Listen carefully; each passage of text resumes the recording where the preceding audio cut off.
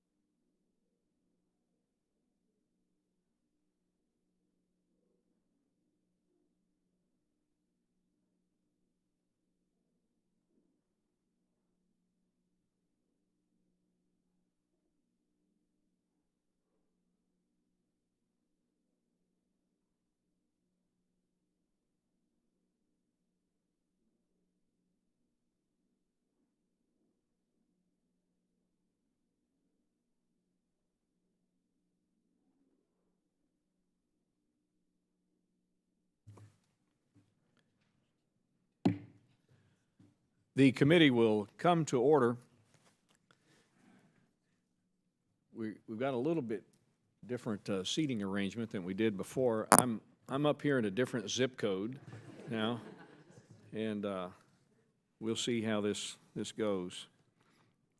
Good morning and welcome to the second public hearing of the Joint Select Committee on Budget and Appropriations Process Reform. The most important role given to Congress under the Constitution is the power of the purse. Our panel is charged with ensuring we can fulfill this essential duty. Today's hearing is appropriately titled Bipartisanship in Budgeting and reflects the consensus regarding our mission and the goal for any potential recommendations. To be clear, we are not in the business of prescribing specific budget outcomes to benefit Republicans or Democrats. We want to ensure a budget process that works for either party, regardless of who holds the majority. As we continue talking through possible improvements to this committee, it is a pleasure to welcome other perspectives to the ongoing conversation. Today, we are joined by a group who have extensively studied the current process, observed some of the problems with it, and developed their own solutions for making it work. From the Bipartisan Policy Center, we have Bill Hoagland and Don Wolfensberger, both of whom have extensive backgrounds in congressional procedure and history. And representing the findings of the Convergence Building a Better Budget Process project, we have Emily Holubowich. I hope I have that name correct. And Matt Adams, or Matt Owens, I'm sure. I'm sorry. Thank you, and with that, I yield to my co-chair, Ms. Lowy, for her brief opening remarks. And I do want to thank Co-Chair Womack for his collaboration in arranging this hearing. I welcome our witnesses here today to discuss bipartisanship as it relates to the budget process. Our witnesses include Bill Hoagland and Don Wolfensberger, two very experienced former senior congressional staff who are now affiliated with the Bipartisan Policy Center. And I'm pleased that we have Emily Holubowich and Matt Owens, two participants from the Building a Better Budget Process project of the Convergence Center for Policy Resolution. They will talk about the Convergence Center process, which convenes groups of disparate stakeholders to try to arrive at consensus recommendations, as well as the substantive proposals that emerged from their dialogue on the budget process. Thank you all for coming. I look forward to an interesting hearing. In my introductions, I said Matt Adams. I want the record to reflect that the first baseman of the Washington Nationals is not with us today.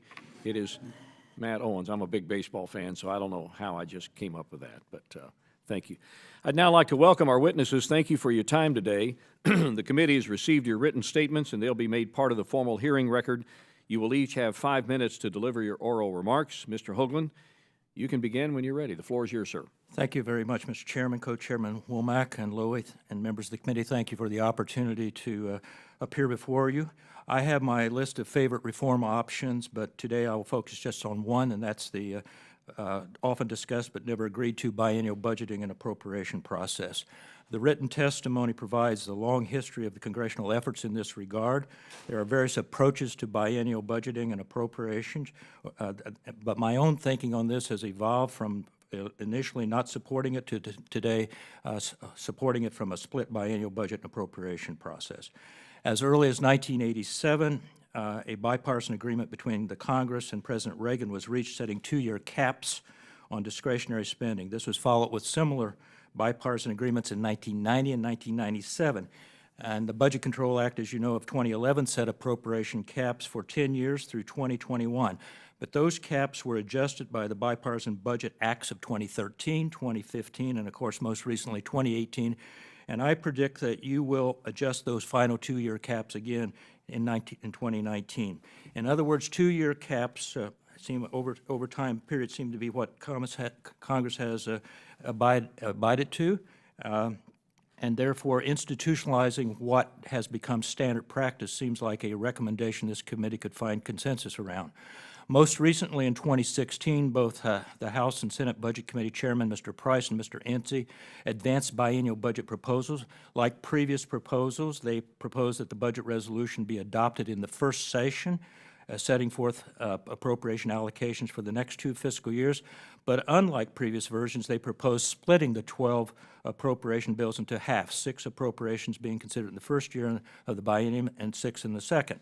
Mr. Price's legislation even specified what those 6 bills would be, and they included defense and labor HHS, so that 75% of all appropriations would have been done in that first biennium.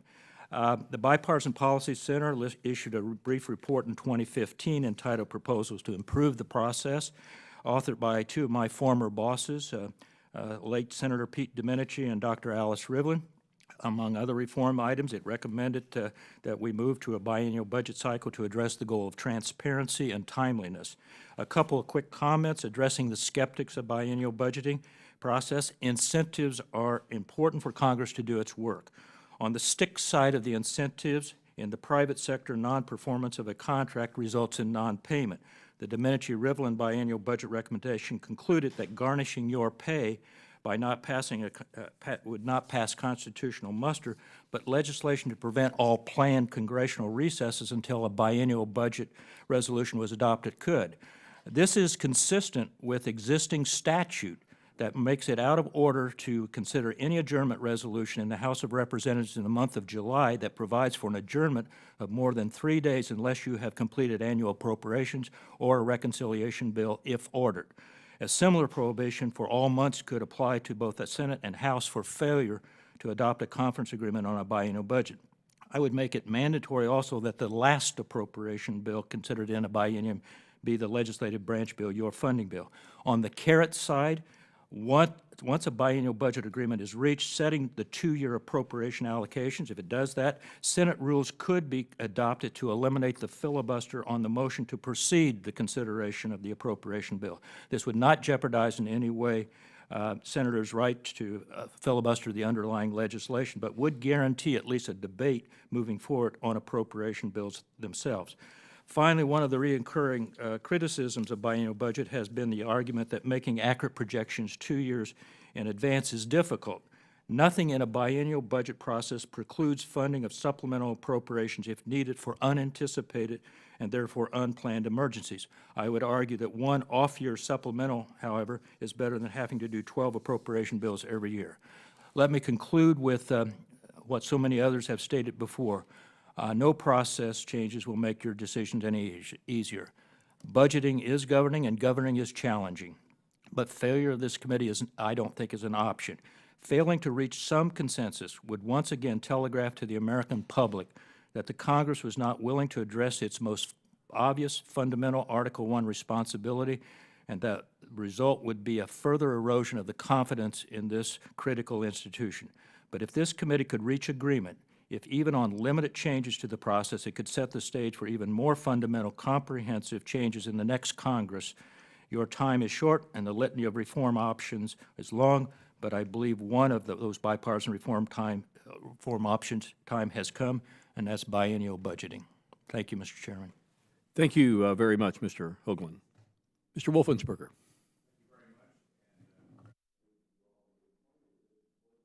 Let's make sure that mic is on.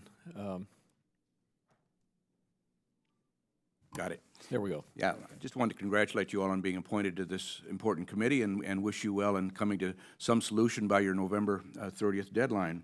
I've been asked by the staff to give some background on previous bipartisan efforts to reform the Congress, and so I have not confined mine simply to budgeting, but there's a lot of that in this. And what I've done in my testimony is look at 6 examples of things that I was involved in through the Rules Committee, through my leaders, Trent Lott and later Jerry Solomon, and prior to that, John Anderson, my first boss, to try and improve things in the Congress. So I'm just briefly going to go through those 6 examples and talk about briefly what prompted the formation of these bipartisan panels to begin with, how they did they succeed or fail, and then what lessons have we learned from previous bipartisan efforts. The first thing that I was involved in, 69 was, or 65, I'm sorry, I was an intern up here, and my boss, John Anderson, I'm from his home district in Illinois, sent me to the Joint Committee on the Organization of Congress. It was having hearings on congressional reform. So I monitored those hearings, reported back to him, helped prepare his testimony. Before the panel, he at the time wanted a joint committee on government research, as I recall, and that's what my work was on. But the Joint Committee went through a long litany of hearings that summer of 65. They finally reported something in 66, but then it lay dormant for about 4 years. Why? Well, it seems that Congress no longer was broken, so there was no need to fix it. Why? A guy named Lyndon Johnson was president, and he was putting through his juggernaut of Great Society legislation, and so things sort of laid dormant there for about 4 years. I returned to the Hill full-time in 1969, and lo and behold, it came back to life. The recommendations of the Joint Committee came back to life. Why? Well, there was another guy in town called Dick Nixon who had some other ideas about how to run the government, and so Congress thought it might be a good thing to address the imperial presidency now. So the recommendations came to life. They were passed. I think one of the you could say that the whole idea behind that Joint Committee was to modernize Congress, yes, improve its resources, staffing, and so on. But also the Democratic Study Committee was behind a lot of this, and they wanted to really address the problem of conservative committee chairmen there through the seniority system who were blocking a lot of progressive legislation. So one of the things done in that law that was enacted in 1970, the Legislative Reorganization Act, was a committee bill of rights. And the Democrats addressed other issues through their caucus rules changes, such as electing a committee chairman for the first time. I think that was in 71 or 72. So that was my first experience. The next thing, though, came about in 1972 when President Nixon started impounding funds, withholding funds that had been appropriated by Congress. Congress was furious.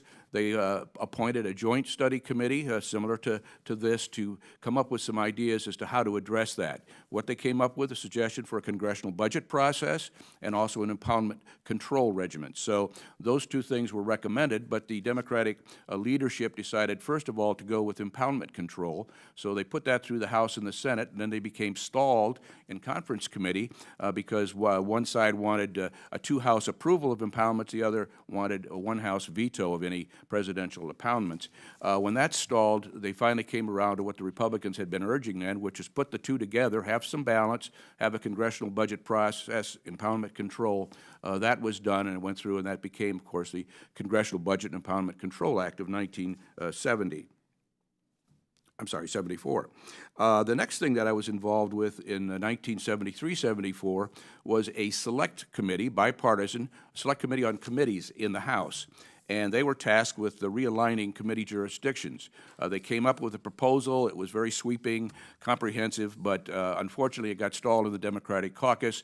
Finally, the Democratic caucus brought out their own substitute, which left the jurisdictions intact, and as a result, the bowling recommendations were doused in favor of basically status quo. The next thing that I was involved with, the Bielenson Bipartisan Task Force on Budget Reform in 1982. That basically went on for about 3 years, actually, was renewed in the next Congress. They came up with a set of recommendations. The Rules Committee reported them, but it never came up on the floor. But then, lo and behold, in 1985, we had a debt limit bill that went to conference, and the opportunity was there, and the Bielenson proposals were finally brought in together with the Graham-Rudman-Hollings deficit control measure, which had sequestration.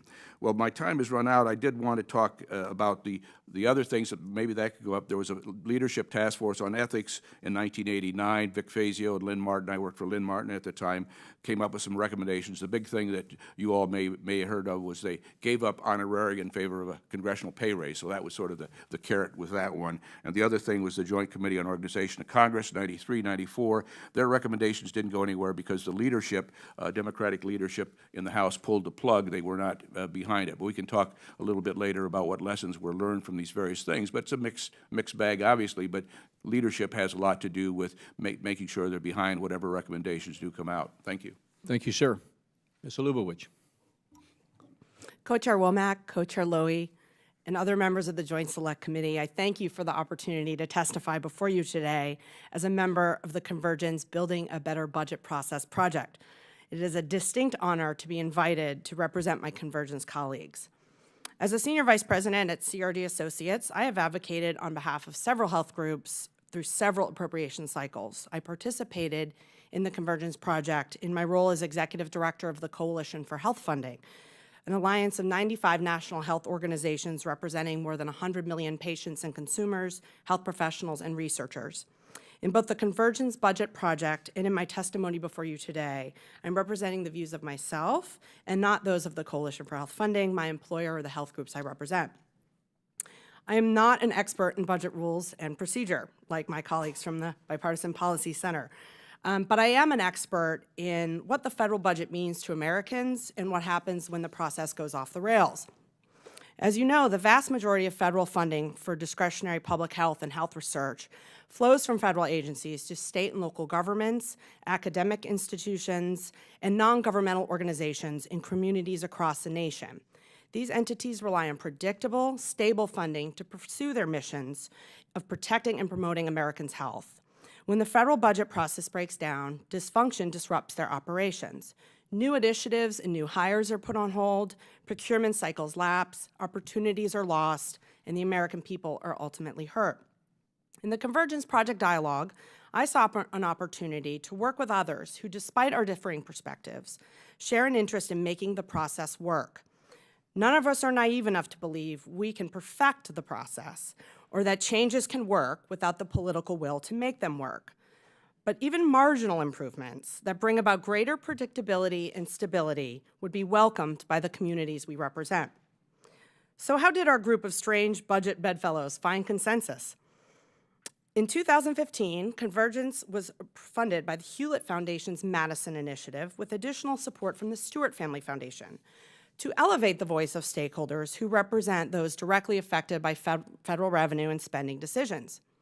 Convergence staff first conducted more than 100 interviews with myriad stakeholders across sectors, constituencies, and ideologies to solicit their perspectives on the budget process, and ultimately invited 24 stakeholders, including my colleague Matt Owens and myself, to participate in the project.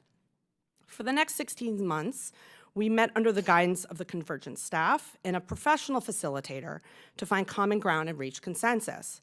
After our first meeting to identify pain points in the current budget process and build camaraderie and trust in sharing our misery, we focused on developing principles that would serve as our true north in guiding our discussions and evaluating our proposals.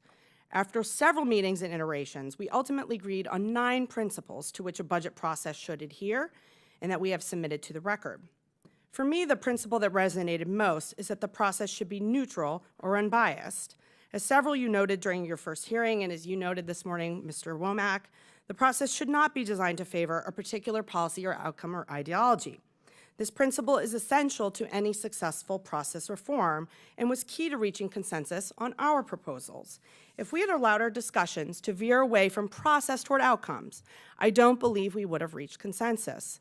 Without this principle and others, we don't believe your attempts to reform the process will succeed either. During the development of our 9 principles for process reform, 4 themes emerged that informed our thinking and may inform yours. The first theme is that elections drive outcomes. The ultimate incentive for lawmakers to address any issue, including the federal budget, is whether or not their constituents care about it and the extent to which it influences their vote. The second and third themes are that credible information provided at the right time matters, and that effective budget institutions like CBO are crucial to the production of trusted information. The final theme, and what I believe the group thinks is most important, is that new norms are needed to break bad habits. For any budget process to work, you and your colleagues have to want it to work and see the value in it doing so. As someone who works in public health, I appreciate that behavioral change is hard. If changing people's behaviors was easy, we wouldn't be in the midst of an opioid crisis and an obesity epidemic. It will take concerted effort on the part of you and your colleagues to make lasting changes. I hope my testimony has helped frame the Convergence Budget Process Project and has provided additional context for our proposals. My colleague Matt Owens will now review our 5 consensus proposals for you. Thank you again for this opportunity to be here today. I look forward to your questions. Thank you, ma'am. Mr. Owens. Thank you to the co-chairs and members of this important panel for the opportunity to testify. I've worked on behalf of research universities for over 20 years, and I've seen the consequences of federal budget process dysfunction. Student financial aid decisions are held up, important medical research is delayed, and long-term planning is made more complex and time-consuming because Congress does not complete the budget in a timely or predictable manner. This is highly inefficient. It wastes time and institutional and taxpayer resources that would otherwise be used to achieve the teaching, research, and service missions of universities. I chose to participate in the Convergence project for this reason, and in the spirit of what people at research universities do every day. They seek to address and solve difficult problems facing the nation. My employer, the Association of American University, supports the Convergence Group proposals for these same reasons. Understanding that you have copies of the report, I will briefly highlight our 5 consensus proposals. The first proposal is what we call the Budget Action Plan. It synchronizes the budget process with the electoral and governing cycles, and it calls on each new Congress to adopt a 2-year budget that is signed into law by the President. The Budget Action Plan has 3 required elements and 1 optional provision. First, it sets discretionary spending levels for 2 years. Second, it lifts the debt limit by any shortfall agreed to in the legislation. And third, it authorizes a look-back report to analyze the impact that enactment of the budget would have on the long-term fiscal outlook. Additionally, the plan allows Congress the option to consider 1 reconciliation bill per fiscal year. Our second proposal requires the CBO to produce a report that we entitled The Fiscal State of the Nation. It would be issued during the presidential election cycle and would outline key information about our nation's finances, including but not limited to long-term projections for debt, deficits, interest payments, revenues, and spending, a breakdown of all major revenue sources and tax expenditures, and any estimated shortfalls in long-term spending programs. This report would be widely distributed and provide information in reader-friendly ways to allow non-Washington insiders to better understand the budget.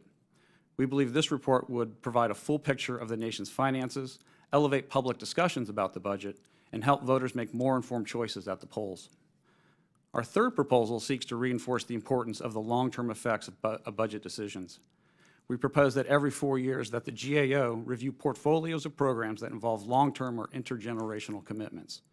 The reviews would cover programs grouped by topics such as retirement security, health coverage, or national security. This information would also be included in the Fiscal State of the Nation report. Our fourth proposal is to strengthen the budget committees. It was irresistible for some in our group to suggest eliminating the committees. However, we agreed that the stature of the committees needs to be restored to help improve their ability to lead the process. We propose that the chairs and ranking members of key fiscal and authorizing committees, or their designees, serve on the budget committees. We believe this proposal would ensure that those who are responsible for carrying out the budget would be vested in the process to develop it. Our last proposal calls on Congress to give budget support agencies such as the CBO and the GAO the resources necessary to provide credible, high-quality, and independent information. Our proposals include new responsibilities for these agencies, so it is important that they have adequate resources. These 5 proposals will not yield a perfect budget process. However, we believe they contain practical and achievable measures that can be developed further to implement a process that facilitates informed, unbiased, and sound decision-making. In closing, I will offer a shared view among our group. Namely, no single budget process reform or package of reforms can by themselves remedy the prevailing dysfunction. Process reforms alone cannot force Congress to reach budget deals. Political will is needed. But process matters, and small or large changes can create ownership and buy-in for new expectations and norms for budgeting. Right now, expectations are low and norms are broken. It has been more than 20 years since all appropriations bills were passed prior to the start of the fiscal year. Just 27% of senators have seen the process work, and for House members, it's only 16%. As such, we believe our proposals are a strong starting point for your consideration. On behalf of all the Convergence project participants, we wish you success. Your work is critical not only to effective federal budgeting, but also the governance of our nation. Thank you. We appreciate the opening comments by our witnesses here this morning. We're now going to begin our question and answer period. I'll begin first. Mr. Hoagland, do you believe the debate over 2-year budgeting has evolved? Is it Is it time? Absolutely. I think I go back a long way. When I first arrived at the Congressional Budget Office in 1976, there was discussion about this. I think there was, in my written testimony, you'll see that even this young House whip called Trent Lott was recommending it back in 1981, 82. Leon Panetta, chairman, all the way through, including his final job at the Department of Defense, was recommending. It has evolved, and it is, I think, as I say, I think it's a direction that's necessary.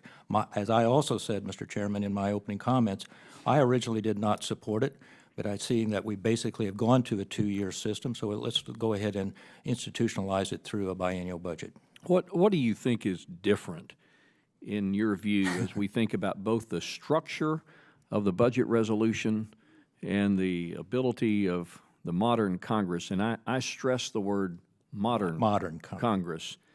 Modern Congress meaning this isn't your grandfather's Congress. I mean, this is a much different time. Our ability to handle all the appropriation bills in one cycle.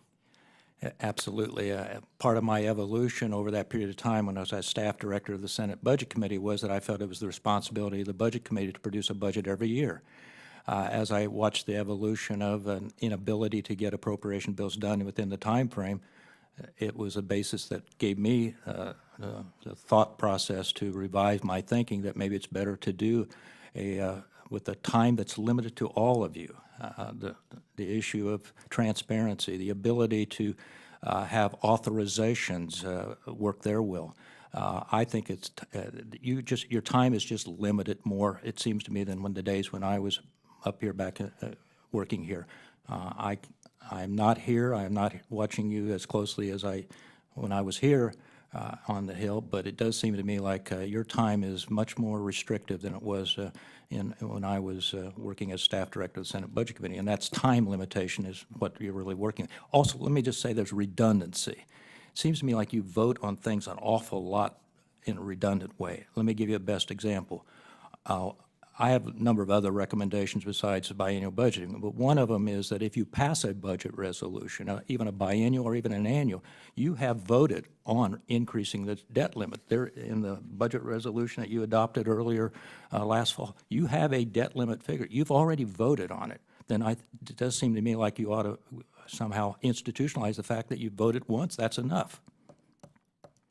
Mr. Wolfensberger, your testimony references congressional turf with a capital T, relating to the congressional executive branch relationship. As you think about episodes of bipartisanship in budgeting, how have presidents in Congress been involved in either promoting or inhibiting bipartisanship? Yeah, that's a very good question. I think Bill remembers better than I because he was involved in some of these things. But back in the old days, when you had split control of the White House and the Congress, there were a lot of budget summits where they would convene the president's top advisors and top leaders and committee folks from Congress would convene out at Andrews Air Force Base and try and, the last minute to come up with some kind of a resolution.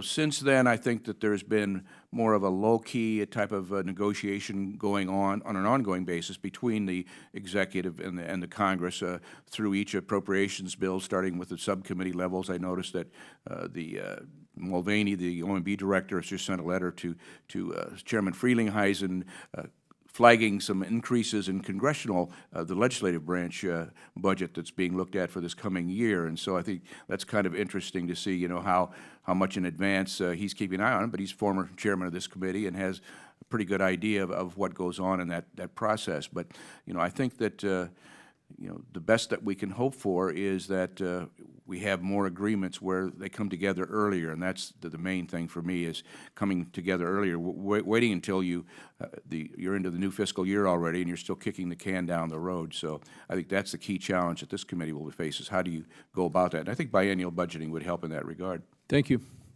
Ms. Lowy. Thank you. Mr. Hoagland, you note in your statement that Congress failed to adopt what you would consider to be real budget resolutions in 7 of the last 10 years. You compare that to the previous 34 years when Congress failed to adopt a budget resolution only 4 times. What do you think accounts for the difference, and why has the budget resolution process apparently fallen apart in the last 10 years or so? I wish I could answer that question directly. I work for the Bipartisan Policy Center. It was founded by Senator Dole, Senator Howard Baker, Senator George Mitchell, and Senator Tom Daschle. We work together to find common ground. I don't mean to be critical. I just want to highlight the partisanship that exists here. I think complicates our ability. Second thing is, I believe deficits matter. I think we should reduce the deficits, but the trade-offs here are so great and so difficult that I think that has complicated the decision-making process and forced the delays in making the very, very hard decisions you have to make. Let me also say, Madam Co-Chair, I was careful in what I said. I do not, and I don't offend anybody, but I don't consider the last two budget resolutions to have been real budget resolutions. They were adopted well after they were supposed to be done, and they also were done with one purpose in mind, and that was simply to create the fast-track reconciliation process for consideration of legislation. That's not what, when I began here, that was not what the budget resolution was meant to do. I'd like to follow up, Mr. Hoagland. I see the benefit of setting budget targets every 2 years. But as for appropriations, doing annual bills is one of the most powerful oversight tools available to Congress, in my judgment. The main source of delays, from my experience in recent years, has been political disagreements about top-line totals, not the time needed to actually write appropriation bills once those disagreements were settled. And I understand that a substantial majority of states and almost all of the largest states now practice annual budgeting. Should we see that as a caution against moving in the opposite direction at the federal level? I think it's 19 states that have biennial budgeting. I think it varies in terms of how they operate. I do not see that the annual appropriation process is working here. I'm just simply suggesting that why not look at the 2-year process? You will be able to set those caps for 2 years, and I think there's some efficiency to be gained in, first of all, your ability then to have that second year be the authorization and oversight year that will take away some of the pressure that's placed upon you. And it's the, in fairness, Madam Co-Chair, it's authorizations first and then appropriations, and I'm not suggesting the appropriation process doesn't do a lot of authorization oversight, but it's really the authorization process to me that's failed under this system, and this would strengthen, from my perspective, it would strengthen the authorization process. Well, I'm not sure we can resolve that in the minute I have left, so I disagree on that, but you're saying in your statement that Congress failed to adopt what you would consider to be real budget resolutions in 7 of the last 10 years. You compare that to the previous 34 years when Congress failed to adopt a budget resolution only 4 times. What do you think accounts for the difference, and why has the budget resolution process apparently falling apart in the last 10 years or so? Because of the increased degree of partisanship up here and the very difficult decisions you have to make as it relates to spending and revenues. I thank you for that answer, and I won't have any time to go on, but it seems to me that that is the real problem, and I am not sure that changing the system is going to address the partisanship that to me is the core and the base of the system. Yes, ma'am. Thank you. Senator Perdue. I couldn't disagree more. We've been trying to do it with Kumbaya and all of that for 44 years. It hadn't worked. We've only funded the government on time 4 times in 44 years since the 1974 Budget Act. I've talked to all the people who signed that bill who are still living. We've looked at best practices. This is not something that we're going to tweak around the edges and think that we're going to all of a sudden eliminate partisanship and make this budget process work. First of all, it's not a budget process, it's a funding process, and I want to echo what Senator Hirono has said every time she's spoken in this committee, and that is, whatever we do in here, we've got to, I believe, have a goal of never having another CR, okay, that leads to an omnibus situation. The problem in the Senate is different than the problem in the House. The problem in the Senate, and I want to get to two questions because you four people have brought up now 3 recommendations in here that I think are very salient. Number one, I think the biennial budgeting has merit. I think we need to talk about it. I don't think it's a panacea. If we do nothing but that, everything else will fail, period. Number two, I believe that there have to be consequences. Mr. Hoagland, you talk about consequences. I'd like to come back and ask you about that. But I want to emphasize what Senator Hirono is forcing us to think about, and that is this is about funding the federal government, not just creating a budget resolution. We create budget resolution. We did one in 2015. It only lived 4 months, and it was waived to do the grand bargain. I agree with you, Mr. Hoagland. We have not done a real budget since I've been here in 3 years in the Senate. Senator Enzi, the chairman of the Budget Committee, actually has said publicly he would do away with the Budget Committee unless we make some substantial structural changes. And he's also said publicly that in the Senate, we probably have produced the last budget that can be done under the current law, and that is that you cannot provide unless you do all the gimmicks that are out there and the fraudulent things that if somebody in the public or in the private domain did, they'd go to jail, like delaying expenses and accelerating revenue. Without doing all of those things, we'll never be able to comply with the balanced budget that we're talking about. I want to talk about over here, though, Ms. Holubowich and Mr. Owens.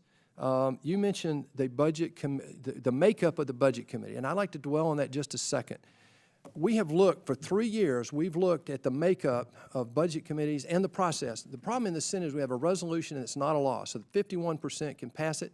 That is nothing but a political statement crammed down the throat of the minority. Both sides have done it repeatedly for 44 years. Then you go to an authorization process that is a law. It's 60 votes, has to be signed. And so here's the problem. The minority party gets ignored in the budget. Now they come over and are asked to participate in the authorization. They never do, neither side. Then you go to appropriations, same thing. We've only averaged 2.5 budget bills or appropriation bills being voted on over 44 years. 2.5 out of 12. In the Senate, this thing is broken. Going to biennial alone will not fix that. I believe the consequences have to be considered. The question I have for you is the makeup of the Budget Committee. We looked at best practices in other countries and states. States have consequences. Nobody goes home until they get a budget done. Other countries have gone away from a 3-step process to combining the budget work and the authorization work into one. And the way they do that is what you're suggesting. So would you talk about how you would combine the chairman, totally change the makeup of the Budget Committee to include a representation of ranking members and chairman of the policy or authorizing committees. Until 2 years ago, we hadn't authorized the State Department in 15 years. The authorizing thing is a fraud. We have not done that for 20 years, maybe, in a way that we should. So if we could combine that, is there a way to address that? I wish we had time to get more into consequences and all that, because I'd love to get you to comment on that, Mr. Hoagland, but please be brief, and maybe we'll get time to do that. Thank you for the question. Our group discussed this in depth multiple times, and again, where we came out and through a consensus proposal was to get that buy-in, to have the chair and ranking members of these committees come in representing those priorities. Now, understanding in some cases that may not always be possible in the Senate because you have so many committee assignments, but bring in their designees, and that to bring those issues, to know if an authorization bill is coming forward in that calendar year, to make sure that's reflected in what is developed in that budget. There were all sorts of discussions. We said at one point maybe we ought to, again, eliminate the Budget Committee. We talked about reorganizing all of Congress and decided that was way beyond our scope because of the issues you just identified, Senator. Well, but we've changed committee jurisdictions repeatedly over the last 100 years. That doesn't scare me. And one of the problems we have 16 authorizing committees in the Senate and 12 appropriating committees, and it looks like a jigsaw puzzle, really, the way the jurisdictions cross, and it's counterproductive. So the question is, how would you deal with things like an NDAA, for example, which is about the only thing we try to really authorize every year? How would you deal with that if you didn't have a formal authorization process, but it was done actually at the oversight level in the Budget Committee made up of, if you made up the committee of ranking members and chair of these policy committees? You know, I don't believe we went to that level of depth to where you would exceed the Okay, you exclusive didn't get into it authorization. detail. I want to go back. Mr. Hoagland, you want to make a comment? Gentlemen's Just time. to respond to this. Oh, I'm sorry. The original Budget Committee in the Senate was made up of exactly what you're talking about, which was leadership. Towers, Senator Towers was defense. We had Senator Byrd on the appropriation. We had the chairman and the ranking member early on. You had buy-in early on. And I would also suggest that you could rotate, say we got the Ag Bill coming up for reauthorization. You could rotate in the chairman and ranking member of those committees. If you get buy-in early, it seems to me, on the budget resolution, that makes a difference. Yeah, I'd like to engage in some of our working groups. I'd like to engage with you guys more on those 4 topics you brought. Mr. Chairman, I apologize for going over. Let me remind our members up here that to leave these distinguished witnesses some opportunity to explain their answers. They do deserve the time to give a good articulate response to our questions. Mr. Yarmouth. Mr. Chairman, I want to go back to biennial budgeting for just a second. And one of the thoughts I was a co-sponsor of Congressman Ribble's proposal, I guess in the last Congress, may have been 2 Congresses ago, lost track. And one of the things that I was thinking about was that possibly because the exercise had become, in my experience, pretty much a rhetorical exercise, and it was a messaging exercise more so than any serious budgeting operation, that by taking it to a biennial basis, you would actually begin to think more seriously about longer-term consequences and longer-term spending. Is that something that you think is an advantage of possibly, Mr. Hoagland? I've always listed timeliness, long-term planning, simplification, and transparency, and I consider long-term planning to be an element of the biennial budgeting, yes. And a corollary, I guess, of that question is that some of the opposition to biennial budgeting is that there would be that it's harder to project in a fast-moving world and so forth, and it's harder to project income and occurrences. How would you respond to that argument? I would respond that you are at least setting right now, you've already started the process of setting on the discretionary side 2 years. That's given. Also, I would respond that, as I said in my oral testimony and written testimony, there's nothing to preclude Congress from having a supplemental for emergencies and unexpected in that second year. So I still think it's possible to adjust. Good, thank you. The Convergence recommendations didn't deal with biennial budgeting. You obviously had to have talked about it at one point. What was the decision? What was the, I guess, the deliberation there, and why did you decide not to? Sure, thank you for that. I think for us, as we looked, one of our first exercises was to map out the budget process and with sticky notes, identify what we saw as the pain points. And we realized that they were really front-loaded, that when you have a top line established and there's buy-in and agreement, the appropriations process tends to really flow.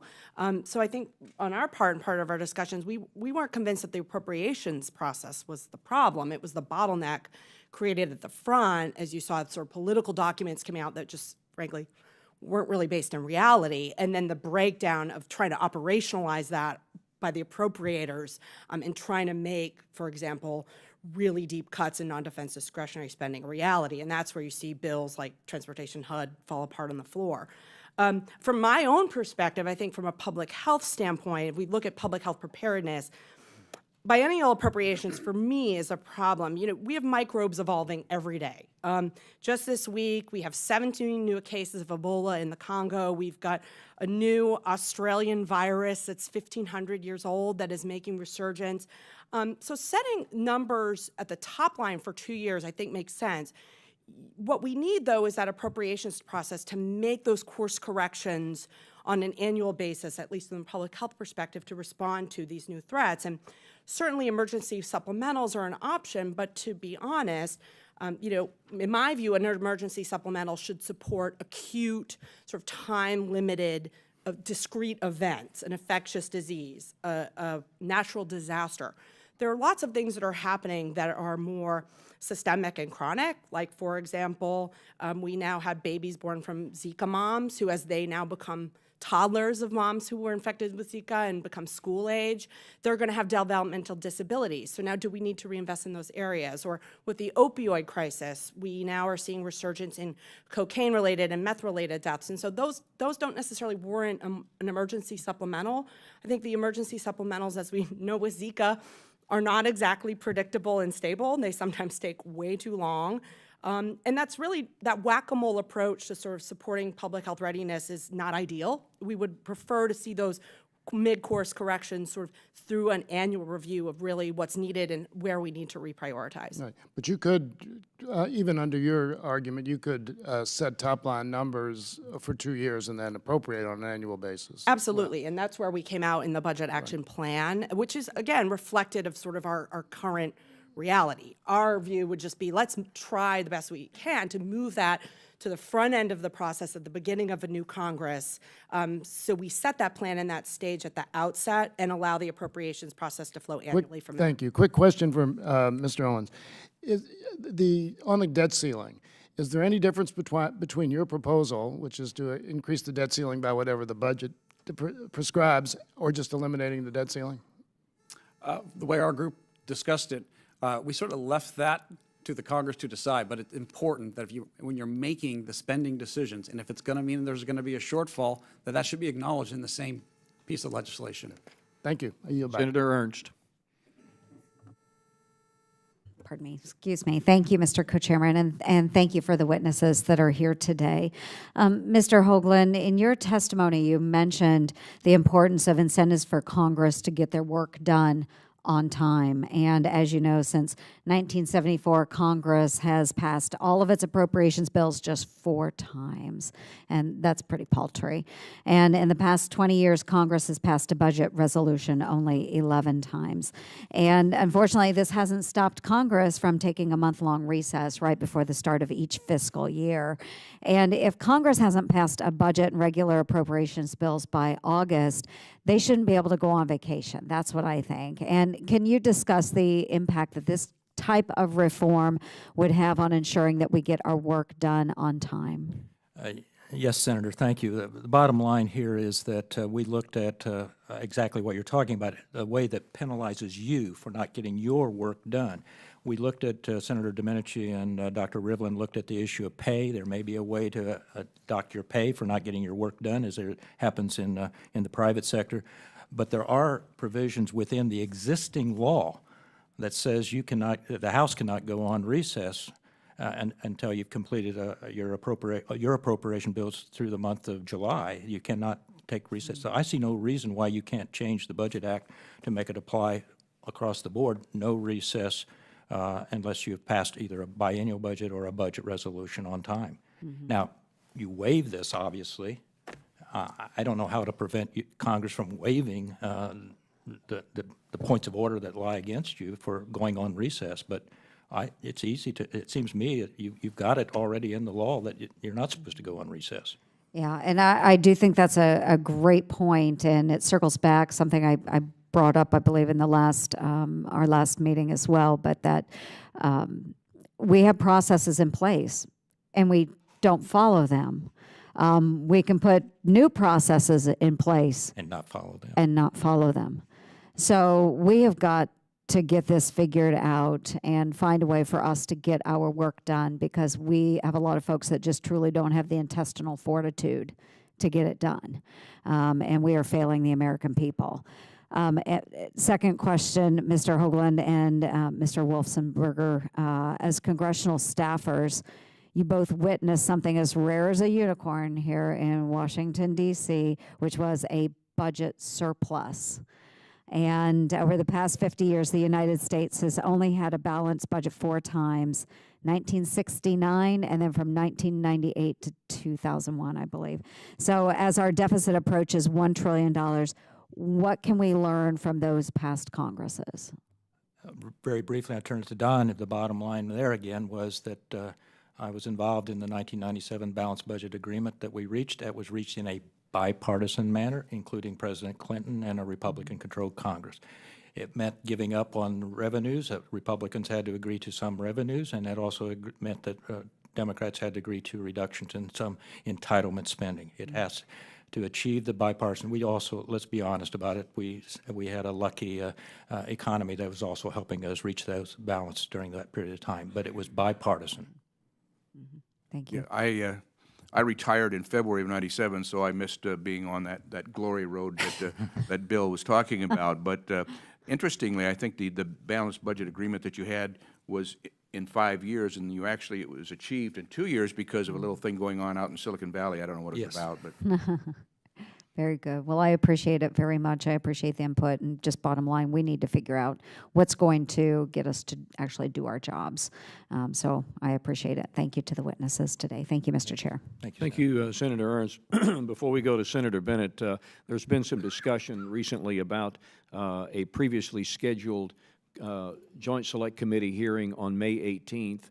And I just wanted to say for the record today, because we have members that are coming and going and staffs that are coming and going, the co-chair and I talked about this last week, and we both have agreed that due to the funeral of Senator Daniel Akaka and the fact that our Hawaiian members are not going to be here that day, and there are others that have indicated they may not be here that day, that May 18th hearing is going to be rescheduled. So for planning purposes, let's go ahead and make sure everybody is on the same page there. Date to be determined, but the member day will, of course, be rescheduled. Senator Bennett. Thank you, Mr. Chairman, and thank you for this hearing. Mr. Hoagland, I wanted to start where Senator Ernst ended with you, which was in the '97 agreement, and you mentioned you got lucky because you had a strong economy. We have a strong economy right now, and we're going to have $1 trillion deficit next year. And I wonder whether you could share with the committee what the common elements were that made it possible to reach the kind of agreement that you participated in '97, and what's missing today. I mean, you mentioned that Democrats gave on revenue, Republicans gave on entitlements.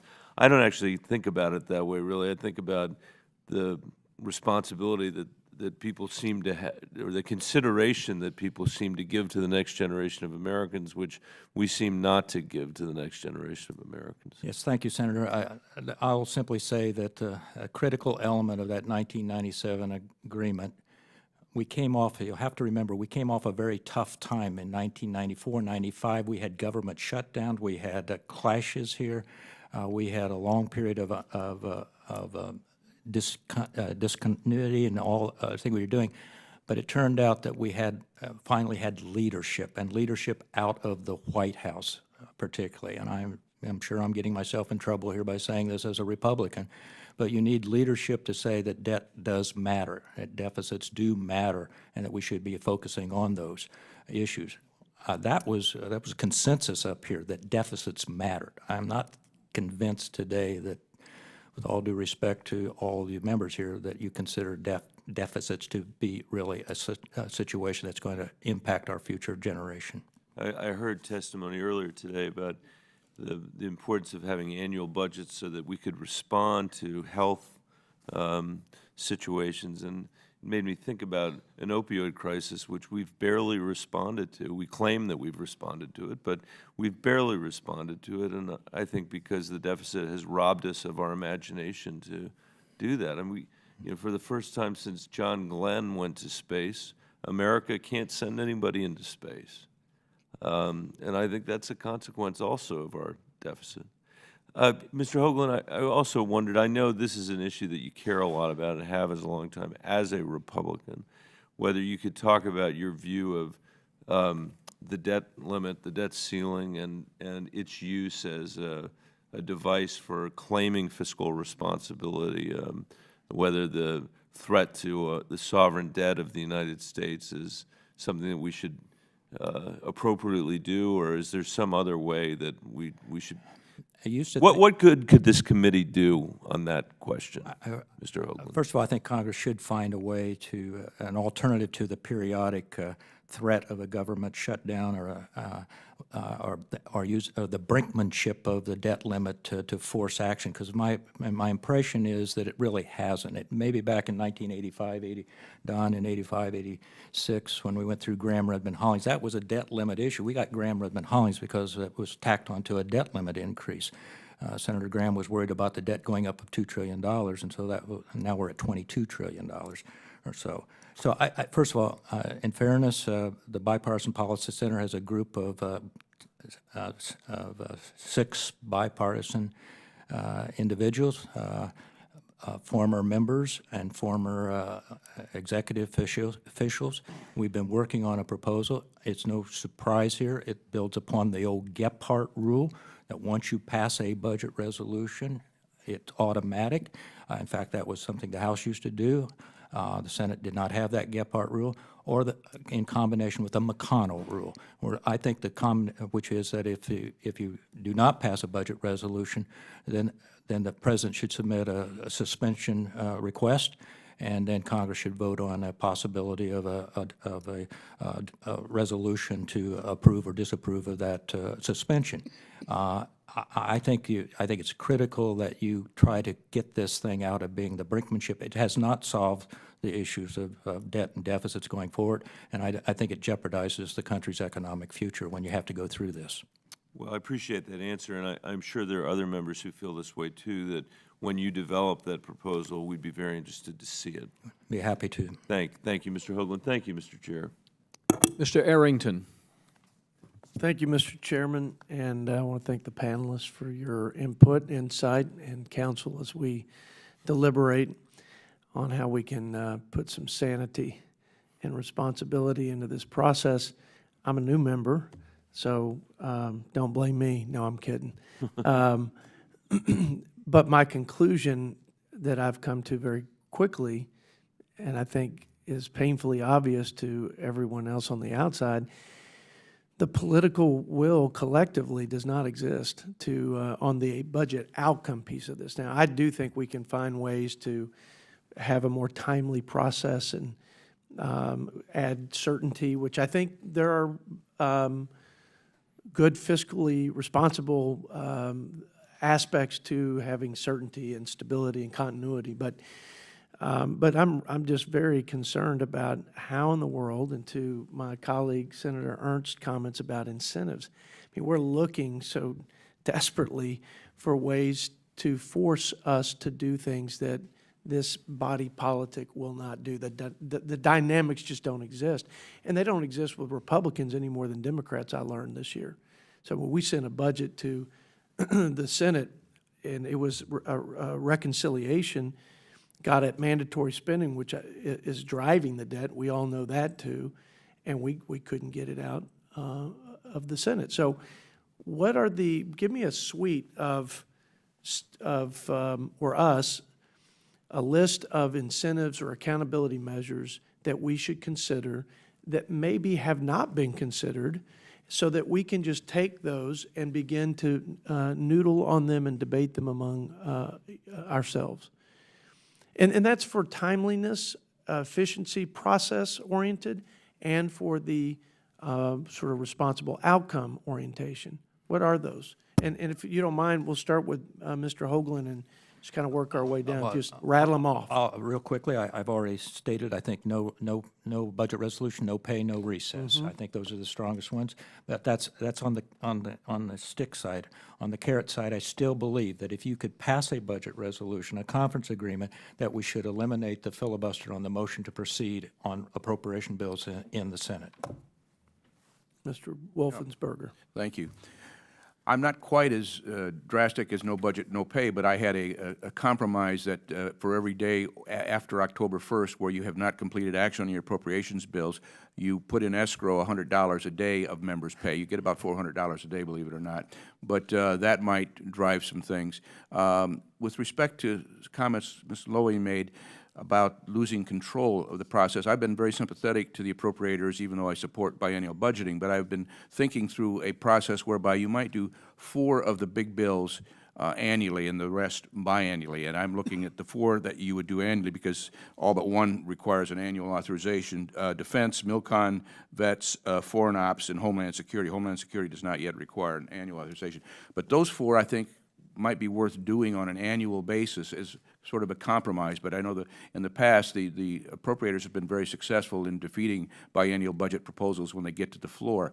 Mr. Dreyer had 245 co-sponsors for his measure to have biennial budgeting, and when he got to the floor on an amendment that he offered to do that, he only got 201 votes. Some people went south. So it's a very difficult nut to crack. And Let me keep it moving, if you would. And the question is, what carrots and sticks should we consider to motivate the House and Senate to do the job that everyone in the country does, but us? Well, thank you. We spent a lot of time discussing this. You'll notice we did not make recommendations around incentives. In part, we didn't feel like that was our role. And also, I think we couldn't come to agreement. You know, it wasn't clear that, to Senator Ernst's point, you could do much of anything to force yourselves to make these choices. Ultimately, again, to our theme that elections drive outcomes. I think where we get at this is through the proposal for fiscal state of the nation, in the same way that my organization presents my financials to my members as corporations share with their shareholders. There's a real disconnect, and it's not their fault, but Americans just simply don't understand what the government's doing or what it's paying for, and they say they want a smaller government, but when you propose cuts, they don't want you to cut anything and definitely don't raise my taxes. I mean, so you're in a box where it's hard to make these choices because I think the American people just simply don't know what you're doing. So the hope is that the fiscal state of the nation can help elevate the conversation about our federal government's budget and sort of bridge that disconnect. I'd just add briefly, as Emily said, we didn't reach any consensus on this, but we did talk about no budget, no pay. We talked about no budget, no recess. We even talked about no budget, no fundraising. We talked about a lot of different things that, again, what drives outcomes are elections ultimately. So we couldn't reach consensus, but if there's something this body can adopt that you think will propel you towards action, then you should most certainly consider it. Mr. Chairman, I've gone over my time. I yield back. Mr. Woodall. Thank you, Mr. Chairman, and thank you all for being here. I value your expertise. I want to pick up where my friend from Texas left off. Lots of no budget, no something is in the tool of incentives, and yet my budget committee chairman in the Senate says we might as well just abolish the budget committee because it's not a functional process anyway. My friend Mr. Hoagland says we've gotten 2 budgets passed the last 2 cycles, but I don't consider those real budgets anyway, though they would have met the standard for any no budget, no anything. I want to explore the notion that maybe it's not that folks aren't doing their job, but maybe folks are doing their job. And some folks are sent here to slow a process down as opposed to speed a process up. I think it was Coolidge who said his most important job was vetoing bad legislation, not signing good legislation. A lot of members of Congress feel the same way. Mr. Hoagland, you talked about the debt ceiling, and everybody's had a similar conversation. Of course, I've been here since the big freshman class of 2010. Every single measure that has moved spending and deficits in the right direction, and for me the right direction is down, came in the context of a debt ceiling debate. No other measure, only debt ceiling debates.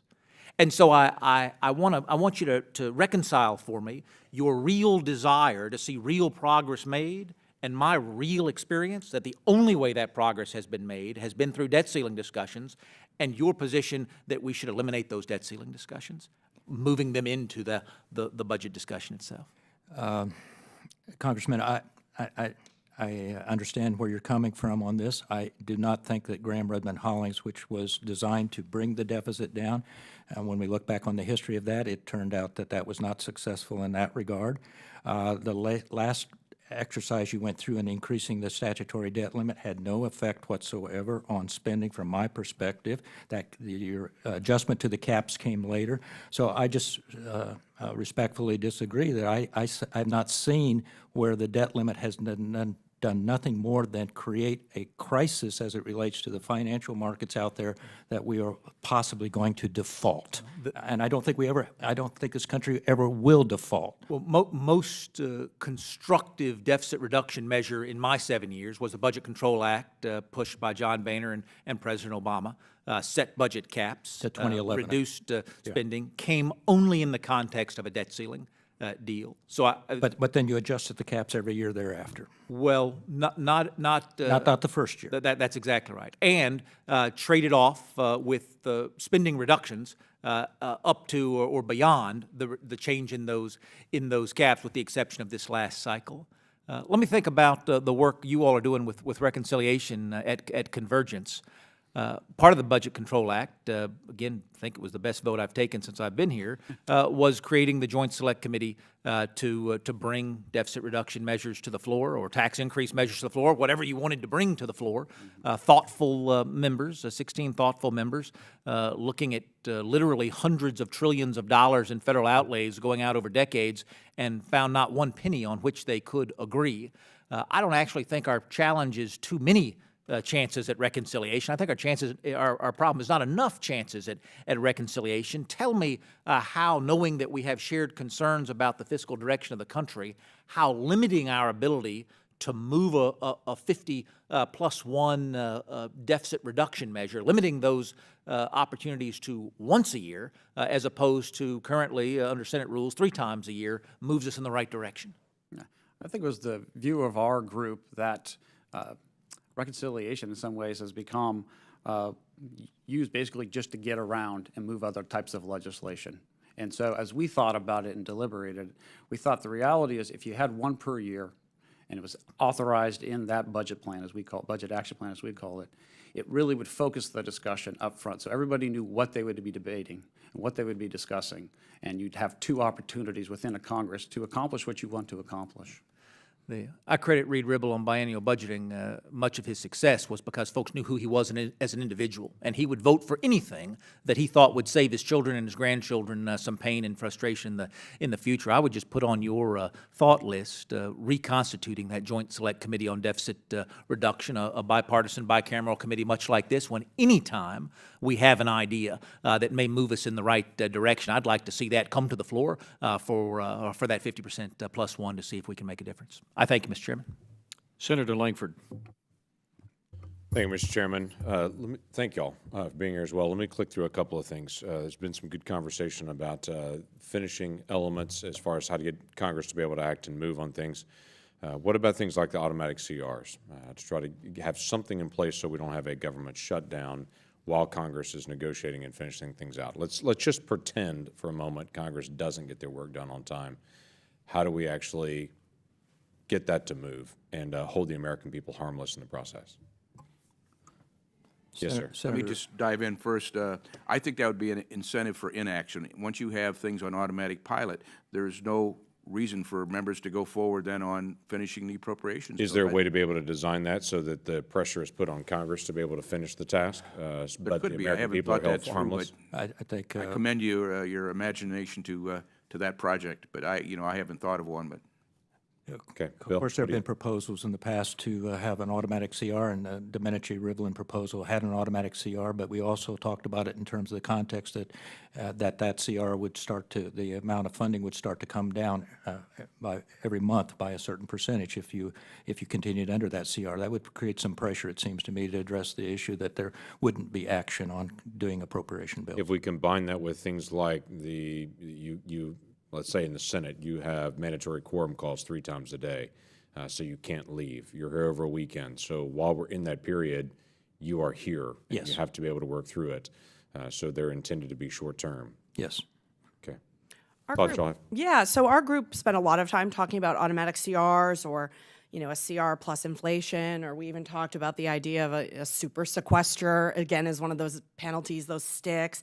I think ultimately we couldn't come to agreement that this would be an effective tool. And I think the fear, certainly on my part, again, as I spoke about public health, is that the default becomes we just don't do it. And we end up in sort of perpetual CR mode, is I think where I feel. I think we had hoped that, through the budget action plan, again, getting that difficult decision-making up front would minimize the need for CRs further down the road.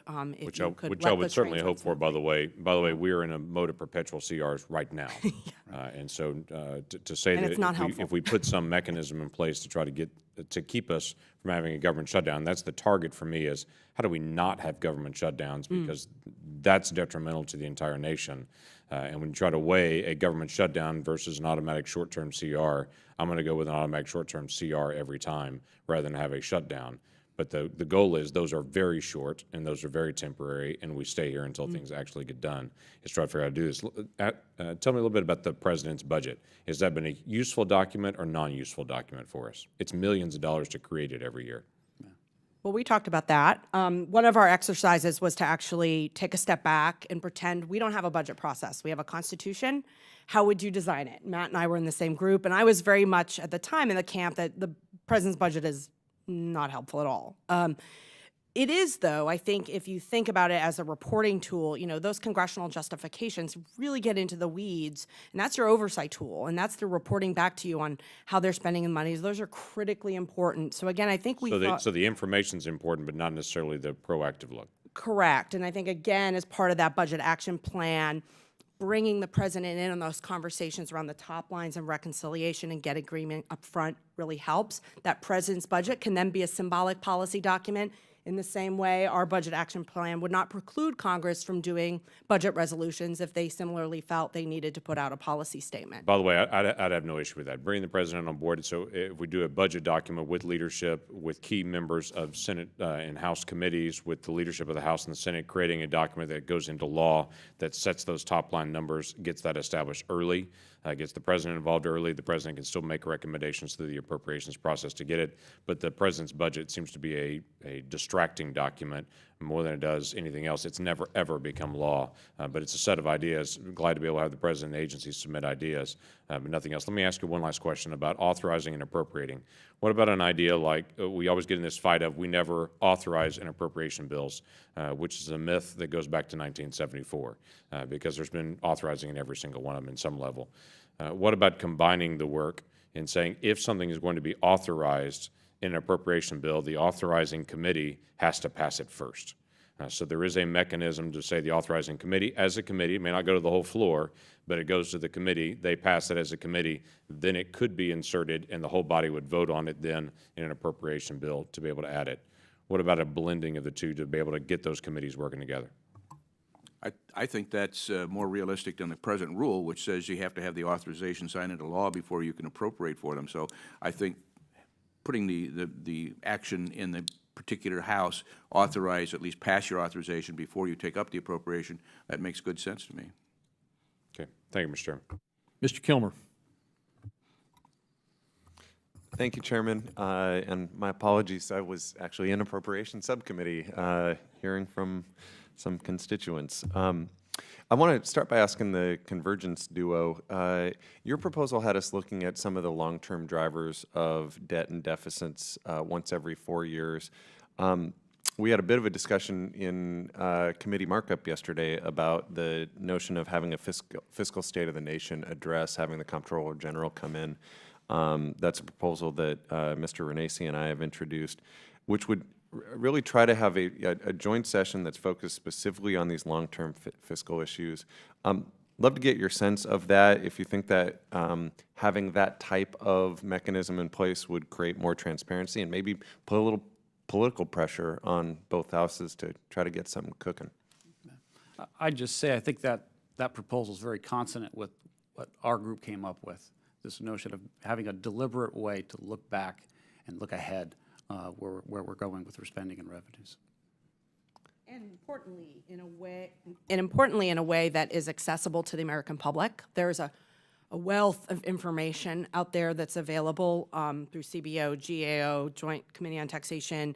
It is not accessible to the average American. So our idea was that through this fiscal state of the nation, CBO is combining and culling all that information, synthesizing it, probably working with a communications firm to help, but to translate that for the American public and to really actively disseminate that. Our goal is not to produce another report that just sits on the shelf and nobody looks at, that it really becomes a part of the electoral process. It's elevated in the debates. It's a part of the conversation. You're referring to it on the stump. And so whoever's delivering that message, I used to work at GAO, so I'd be happy to see the Comptroller General do that. But it's certainly consistent with our recommendation. Thank you. You touched on CBO, and I know that part of the report also looks at the independence and maintaining the independence of the CBO. I think that's really important. You want to make sure that there's an umpire who's calling legit balls and strikes. Can you talk about some specific measures you think our committee should look at that would maintain that independence of the CBO? We focus principally on resources for the CBO and the other congressional support agencies, in part because we have expanded their scope of work.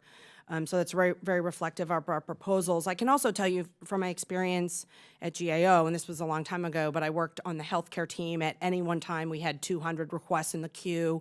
It was at least a year until we got to start on a project.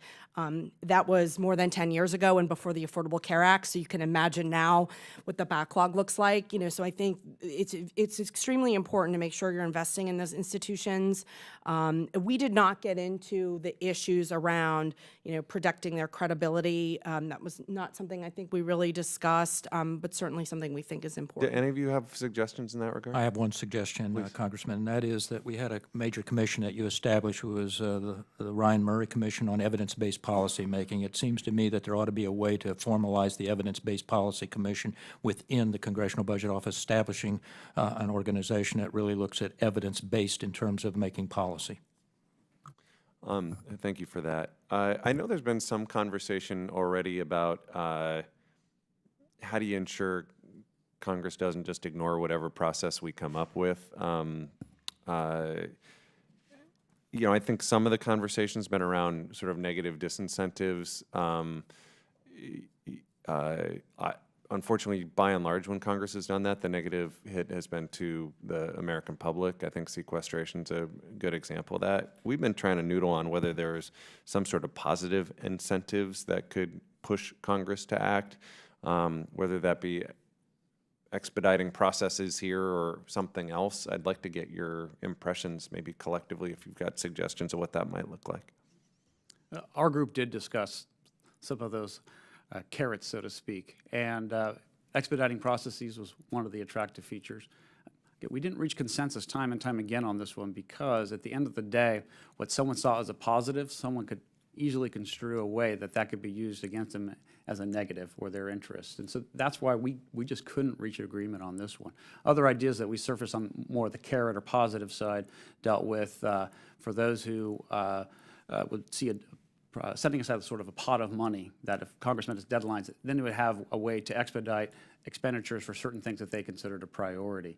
Again, that led to other people saying, that's a disincentive for me because I'd like to see spending go on the downside, not the upside. So hence we couldn't reach an agreement. Thanks. Thank you, Chairman. Thank you. That completes our round. I understand that Senator Whitehouse is on his way back, and so I do want to give him an opportunity to ask questions. So for the good of the order, is there anybody else here that has a follow-up question that they'd like to ask of the panel while we wait on Senator Whitehouse? Anyone? Mr. Woodall. Thank you, Mr. Chairman. Several folks have made reference to that we're kind of existing in a biennial budgeting world today, but the truth is we're existing in a biennial the 302A allocation world today, but we're doing none of the other work. Candidly, Ms. Lowy and I talk about it all the time. The Appropriations Committee is working just fine. They do good work every single year. They're successful every single year once they get a 302A number. I don't actually consider that to be the problem. The problem is looking out whether it's making a national conversation out of a fiscal order of the United States. You tell me which presidential candidate in the last debate was pressed on his or her plan for deficit reduction, right? It just wasn't a topic for the American people. So help me to distinguish between where we are, which is a 302A world, and where we would all like to be, which is a forward-looking glide path towards deficits going down, fiscal sustainability of entitlement programs, et cetera. Because I don't want to define what we're doing as success. It seems to me to just be enabling the one group that is getting its work done, but doing nothing to empower all of the other groups of government that need to begin to get their work done. Can anybody help me with that, Mr. Hoagland? the establishment of the 302As before you get to the 302Bs is predicated upon there being a budget resolution. So that's why I keep coming back to it, at least having a budget resolution that establishes that, or doing it as you have been doing it, external to the budget resolution, passing a law that essentially sets those caps. So I think that you're getting your work done because there is a 302A. You're getting your work done because there has been an agreement to set that either through the budget resolution or through a statutory legislation. So I agree. I'm looking at, I guess you've got 6 markups here in the House this morning, and most of those in appropriations. The difficulty is, of course, you have to deal with my old stomping ground across over here called the United States Senate, and they have 302As too. But if you can't get those bills to the floor in the Senate, you'll never get to conference. And so that's why I keep coming back to, if you could pass a budget resolution and then you eliminate and get an agreement on that, what those 302As are, then you eliminate the need for the filibuster on the motion to proceed. Though, as you point out, when we've been successful at that, it's not been with real budgets. It's been with faux budgets that have gotten that done, at least over the last couple of years. Does Don, you were working on the trying to reorganize committees and make things work better? What the House has that the Senate does is the Rules Committee, which you sit on, and as well as the Budget Committee. But what they have done there, when a budget resolution has not gone through the House and Senate, the same one, is the Rules Committee puts out a special rule saying that the amounts recommended by the Budget Committee shall serve for the 302A purposes. But then if the Budget Committee doesn't report, well, then you go back to something else. I guess we had it once where the leadership decided, right, what they'd be. So it's very tricky, but, you know, when you get to the Senate, you don't have those same mechanisms that the House does. Senator Perdue. Well, thank you. Just a quick question for anyone that would like to respond on this. In 1965, our mandatory spending was about 34% of what we spent as a federal government. Last year, it was almost 78%. And yet, all of this hoopla that we have around the budget and appropriation is around discretionary spending, which is 1.2, 1.3 trillion. We're going to spend $4.3 trillion this year. I understand we have 2 trust funds, and they get income, Medicare and Social Security. But today, out of the $2.2 trillion of tax revenue we get in, we spend almost $1 trillion of that in mandatory subsidizing Social Security, subsidizing mandatory, and paying for Medicaid. The question is, how can we really ever get control long-term of our debt situation unless we deal with the total spending? This is the only entity I found in the world where the budget process and the funding process only deals with 25% of what we spend. Does anybody want to take that on? Well, the question is, should we be looking at all of the expenses, the subsidy expenses, not the parts of Social Security and Medicare that are paid by the trust fund, but the other parts that we're subsidizing into those? So if I may, this was one of the issues that we discussed. I think for Matt and I, we live on the discretionary side, and in some ways we saw it's unfair. We have to be reviewed every single year, and there's no commensurate review on the other side of the ledger. You know, so I think part of our recommendation here around the proposal to have the GAO conduct these long-term reviews for multi-generational commitments would set up an opportunity to have that conversation. We spent a lot of time talking through, well, you know, should we be sunsetting these programs? I think there were those in our group who felt very strongly, and I know some of the groups that I work with in my coalition, people rely on these programs. You know, the idea that you could yank out the safety net from under them, you know, because we let a program sunset was very concerning. You know, so the idea here was have these 4-year reviews by GAO, have them be incorporated in the fiscal state of the nation to elevate that conversation. And that deliverable provides an opportunity for Congress to have that conversation around those issues. Did I capture that? Yeah, and if I just add, respectfully, Senator, I don't think most Americans understand exactly what you put forth in terms of that. That's not top of mind of understanding the federal budget. And so that is what is behind our recommendation, especially the fiscal state of the nation. And the reviews that Emily spoke to is if more Americans are better informed and it is discussed during a presidential election cycle, and members of Congress are forced to talk about and take questions for that. That political will that is the undercurrent of this entire discussion will become stronger because more Americans want to see action on this. But frankly, they don't have the information they need to help encourage you to take certain actions. Senator Whitehouse. Thank you, Chairman, and thank you all for being here. As a member of the Senate Budget Committee, my recommendations have focused mostly on the budget side and on the Senate side, not on the appropriations side or the House side. And I'd like to ask to put into the record of the proceeding a letter that I've written to the chairs making some of those recommendations in writing for the Senate Budget Committee. Without objection. Thank you. I also want to acknowledge the good work and advice of my colleague Senator Perdue in some of the conversations that we've had leading up to that. It seems to me that there are some very baseline facts that need to inform any conversation about our long-term debt. And I'd like to ask all the witnesses just to kind of go through this like a checklist, because I don't think there's much debate about them. It is commonly accepted, is it not, that the metric by which a sustainable amount of debt would be measured is the debt to GDP ratio, whatever the disagreement might be about what that ratio should be. The metric of debt to GDP is the commonly accepted metric, correct? Debt held by the public, Correct. not the total debt. Any further dispute with that? Okay, we got all yeses with that adjustment. The second observation I have is that we are highly unlikely to achieve that debt to GDP ratio, whatever we should determine it to be, instantly, which to me suggests that there needs to be a glide slope of some period of years that will put us on the path to that. Is there any disagreement that that is simply a necessary part of the analysis of getting to a sustainable debt to GDP ratio? Agree completely. All agreed. Agree completely, but to Senator Perdue's comment, 2/3 of that budget is on automatic pilot, so to speak, that being the Social Security, Medicare, the entitlement programs. It's a good lead into my next point, which is that if you are going to calculate deficit in any particular period, you won't mathematically get it right if you don't look at appropriated spending plus healthcare spending plus tax spending. And when I say tax spending, I mean the more than we actually collect that goes out the back door of the tax code in various tax provisions, and then revenues. From a point of view of the mathematics, are those not the four key elements without which you can't actually get to a correct answer? Correct. Correct. Correct. Okay, good. So the reason I ask what I think are these basic foundational questions is because the present Budget Committee process does not require us to do any of those things.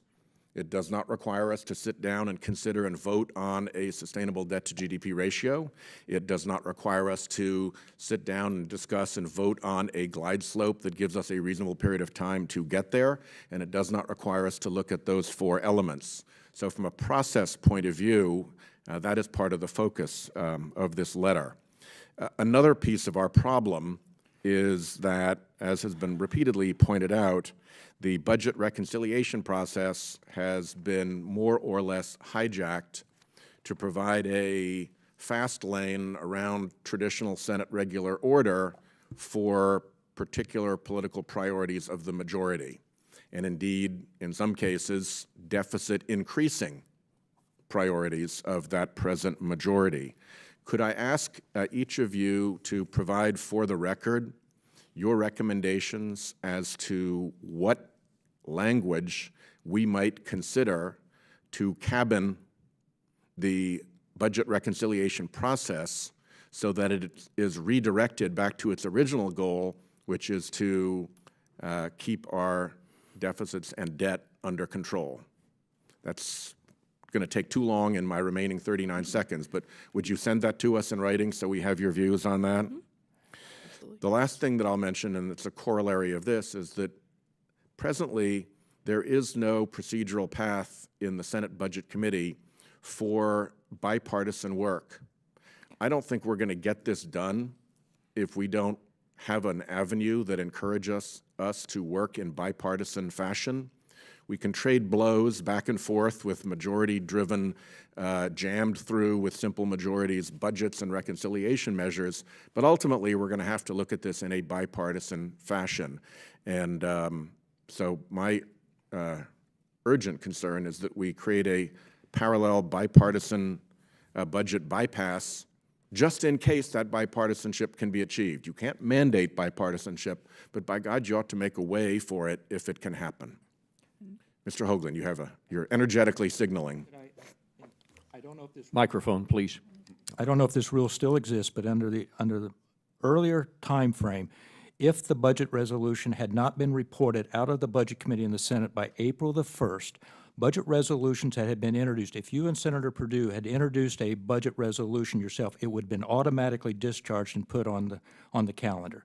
That's one way of creating a bipartisan. If the chairman and the ranking member are not getting their work done, that doesn't preclude the two of you from putting together your own resolution and putting it out there and getting it off the calendar is a different issue. But you could still do that under existing rules, as I understand. There's an opportunity for considerable mischief there, as well as considerable bipartisanship. Very good.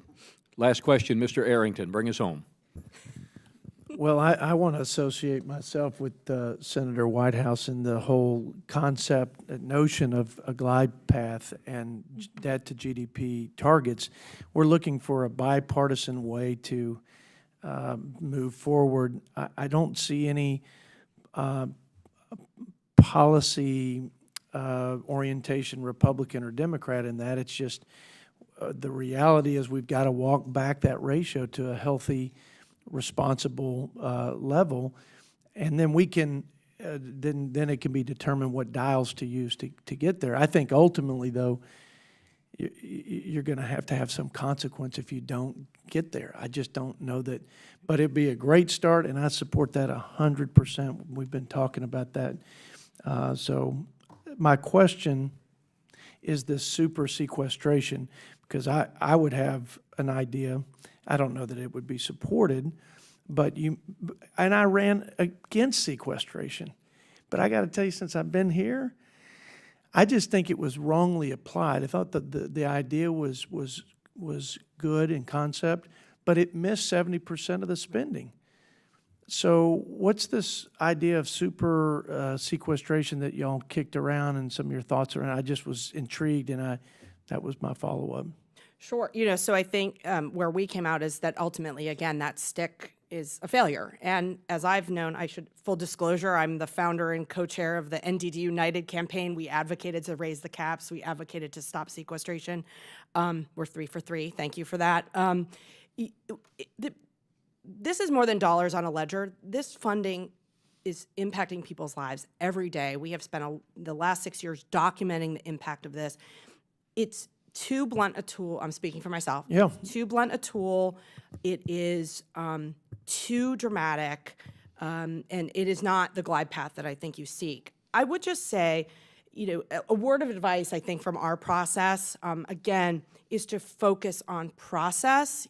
We had these conversations, and policy and process blur, but when you get toward the outcomes, the energy in the room would shift, the body language would change, and we would bump up against impasse. So I think for you all, focus on the true process, build that foundation that will allow you, through proposals like ours, the budget action plan, the long-term reviews, to address the policies and the outcomes. I think you will be more successful. I think that's how we were successful. And if, again, we had focused on what's the appropriate debt to GDP ratio, we would not be here today with a set of proposals for you. My only concern is I think you make a smoother path right off the cliff. I mean, it won't be as bumpy.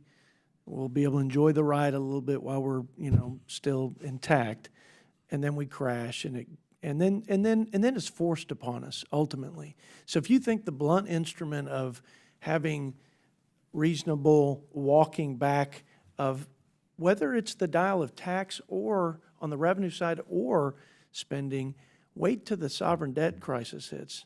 And you think the blunt instrument of any of these dials being thrust upon us because of our lack of will, then I think that's a much worse scenario to avoid. And I think we have to think in pretty extreme terms to avoid that. And again, I'd put revenue, just to be fair, and the spending cuts, and then I would not negotiate away 70% of the budget that is really driving the debt. That's really my. Yeah. I think we would see that as outside of the process. I mean, that's the outcome that you're striving for. You know, your charge is really, how do we build a foundation and a framework to allow those conversations to happen? You know, I fear that if you go down that path in this body, you will not get to creating that foundation. Yeah, I'm kind of revealing my, you know, I want to get. I agree with you completely, yeah. So, Mr. Chairman, I don't want to take any more of everybody's time, but thank you, panelists, and appreciate the feedback. I yield back, Mr. Chairman. Mr. Hoagland, Mr. Wolfensberger, Ms. Holubowich, Mr. Owens, thank you so much for being with us today. Be advised that members may submit written questions to be answered in writing. Those questions and your answers will be made part of the formal hearing record. Any members who wish to submit questions or any extraneous material for the record may do so within 7 days. And with that, this committee stands adjourned.